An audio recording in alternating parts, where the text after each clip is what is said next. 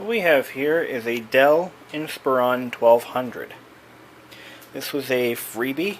I found it in the trash, of course. Where else do I find my laptops? I don't pay money for them. This is actually in surprisingly good condition. It has one major flaw. It's missing a battery. But it cleaned up pretty nicely.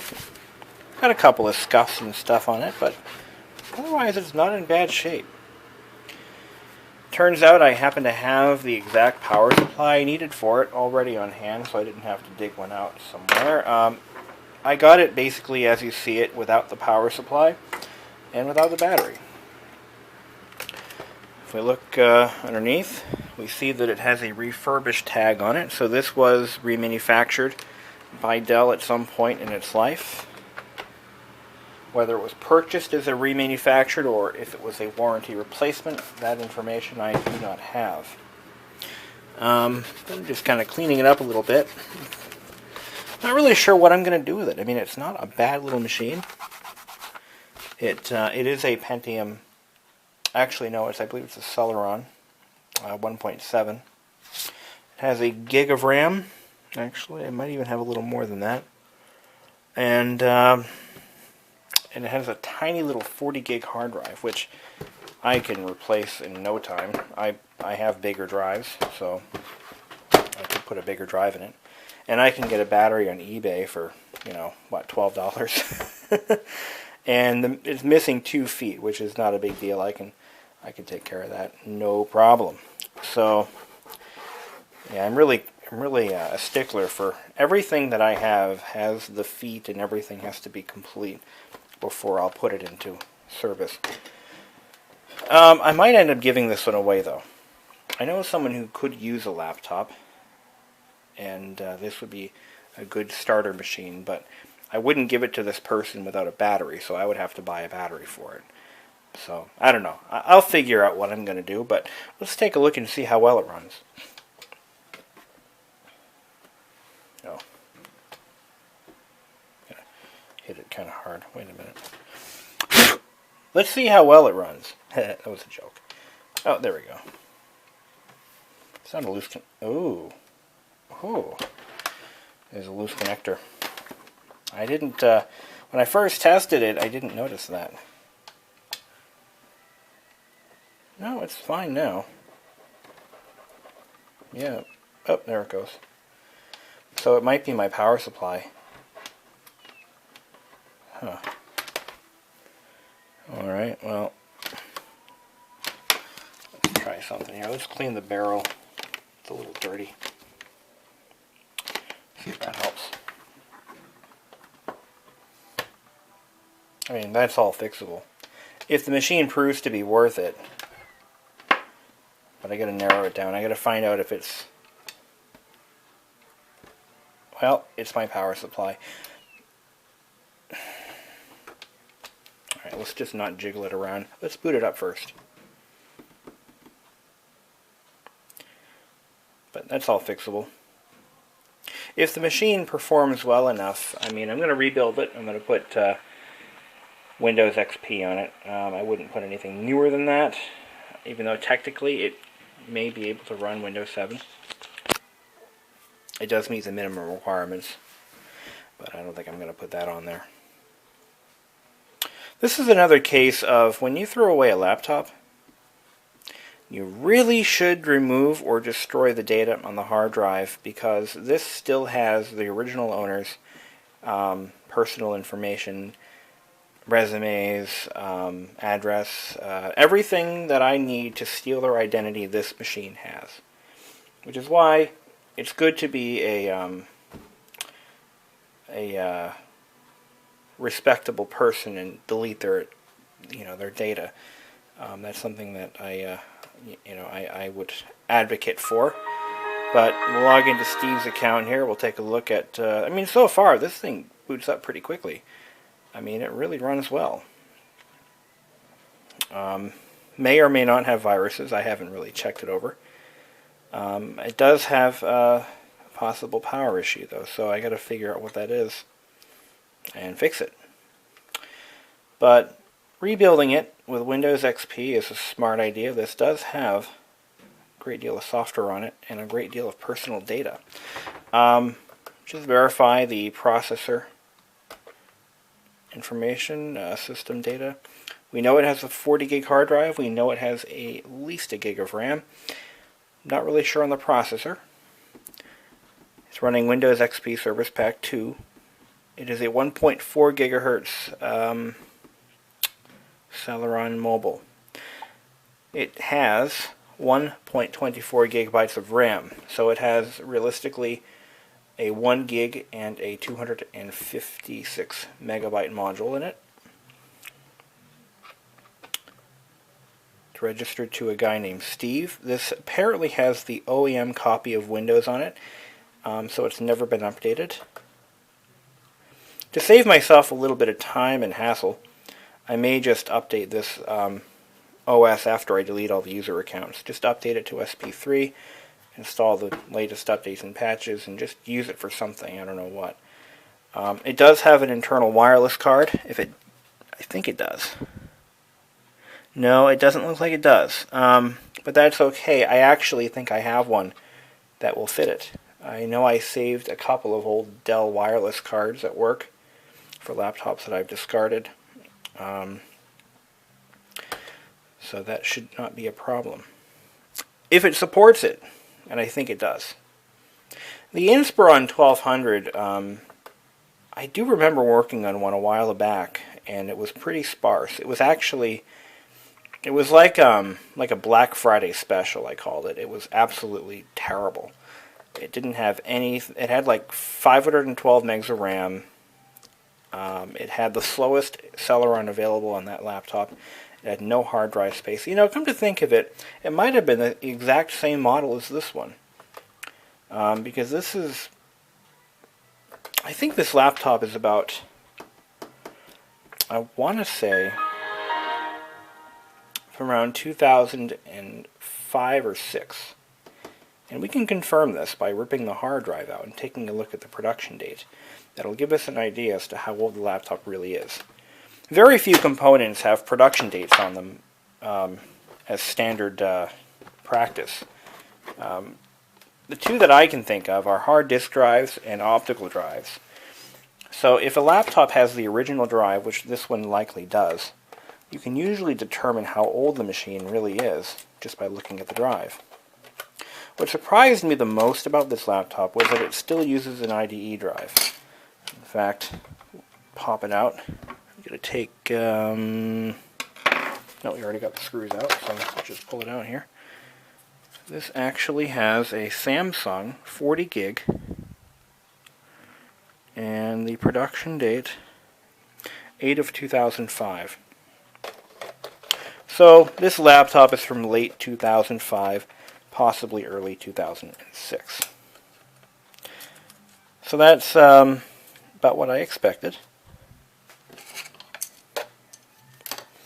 It is missing a couple of screws. It's been apart before, probably during the refurbish process, and they didn't tighten everything down. I found a lot of loose screws, and let's see if it actually supports the addition of a wireless card. If it does, I do have one. I'm pretty sure I have one, and that would be underneath the keyboard on this, I believe.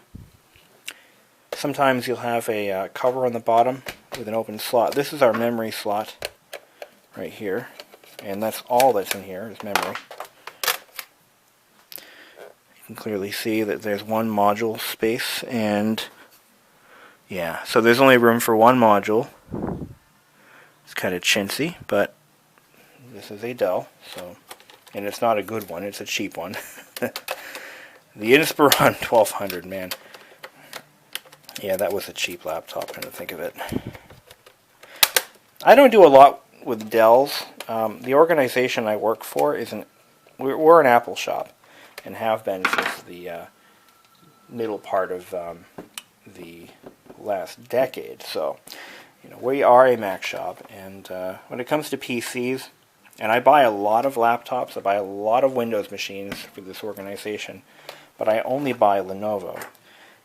because we've had the most luck with Lenovo, because we've had such little luck with companies like Acer.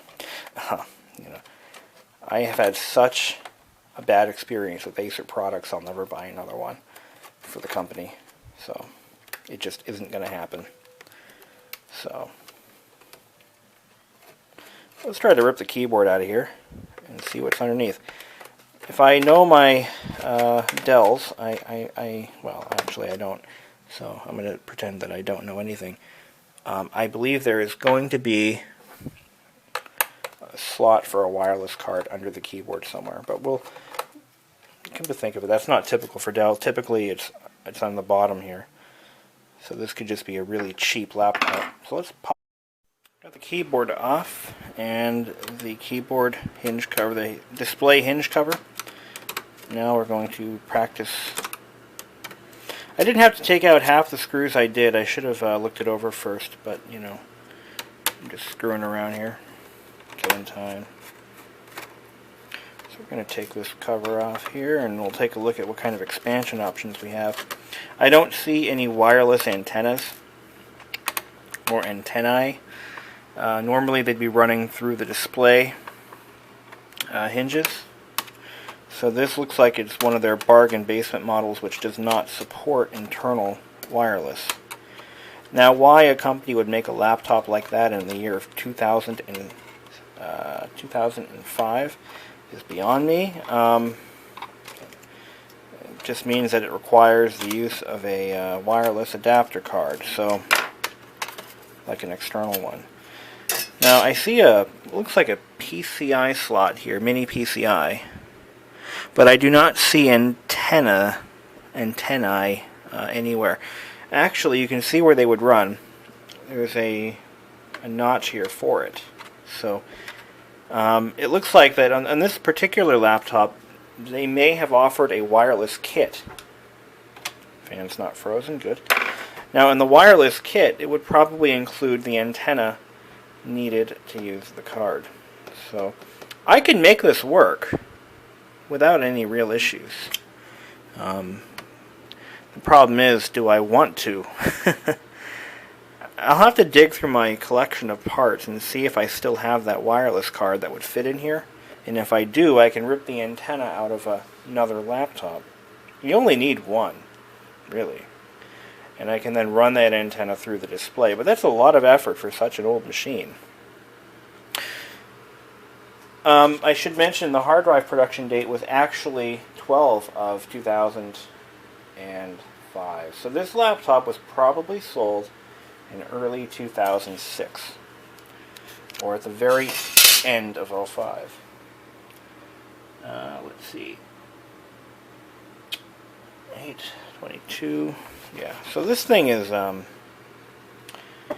quite limited. It does have a modem, you know, yippee. So that's wonderful. But yeah, no antenna. If it had the antenna, I could just pop a card in, but now I've got to modify the machine with a different antenna. The good thing is wireless cards use a fairly standardized antenna connector, so you know, I don't know what I'm going to do with it. I have uses for it, but none of them are really that good. So why else did we crack this puppy open? I don't know, just because. So let's tear it down, shall we? Oh, Nike. That was a very weak display connector. I hope it didn't break. That'd be a shame. Pop the display off. I did find one little piece of breakage, and that's right here in the hinge. Doesn't appear to be affecting anything. I think these, at least by 2005, display hinge design was perfected to a point where you could pretty much lose half the support and it would still remain intact. So let's take these screws out. And we're going to remove the top case completely. I will put this back together, I promise. I'm not going to leave it apart. And I'm also going to look through my collection of hard drives. I saved a whole bunch of them. And I'll pop like a 100 gig drive into it. rebuild it and make it like new again. I'm going to try to find a wireless card, and we'll probably look at that in a later video. If I ever do video that, it'll be much later. It's not going to happen this weekend, so it'll probably be something I do maybe in later December. So stay tuned. For now, we're going to just kind of evaluate this laptop's condition. I'd hate to waste it. I mean, it's a perfectly good machine. It's in good shape, relatively. Maybe while I have it apart, I'll put in a new clock battery. I think I've got a few of those kicking around that are never going to get used up. It's from the very tail end of the legacy generation. But it doesn't have all the legacy parts. Like, it doesn't have a serial or a parallel port. It's like before they started using SATA on everything. So it's kind of one of those in-betweeners. You know, it's like it's new enough to not suck, but it's sucky enough to be irrelevant. You know what I mean? That's kind of where it is. But I can fix it up and make something decent out of it, so I think we'll pursue that. I mean, at least it has a built-in Ethernet port adapter, which is probably a given, but I just got to dig up a wireless antenna kit, which I think I can do. August 5th, 2005 on this. The hard drive is, the caddy is from 12, oh wait a minute. It could be 12/8/05. That could be December 8th, 2005. 8/20/05. So maybe it's as old as I thought it was. Yeah, the optical drive, what did I say? It was August 5th, 2005. So at least late 05 is when it was made.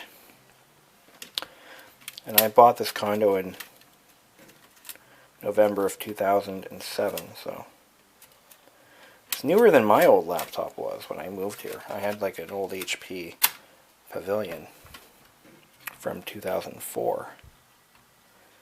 But anyway, guys, stay tuned. We'll make something of this laptop someday. You watch. And it's not going to cost anything. That's the beauty part of it. I can use all my leftover parts from other projects and actually do something cool here. So, yeah. So stay tuned. Oh, yes. But also, what I'm going to do is I'm going to probably resolder that connector. See, that's kind of, you know, that's kind of one of the tricky things. I mean, do I really want to waste time and energy on this if it needs repairs like that? You know what I mean? First of all, let's see.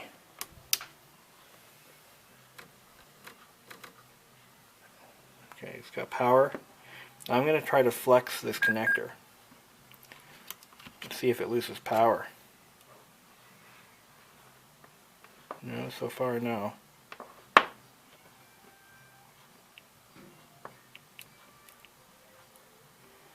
haven't lost power yet. I'm working it. Turning the barrel. So maybe it's okay. No, we lost it. All right.